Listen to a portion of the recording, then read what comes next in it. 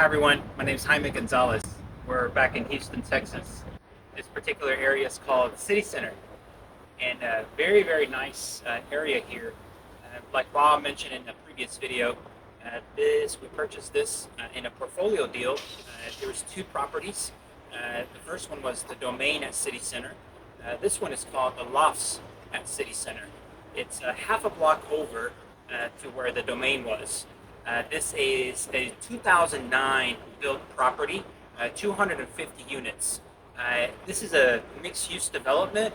As you can see, these are the lots here, but they're really nice stores all around.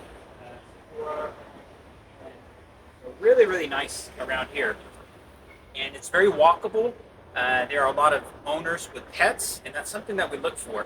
They're a very pet-friendly community. You can actually charge pet rent and pet fees, and you can actually increase the rent, and that actually helps out whenever you're going to sell a property.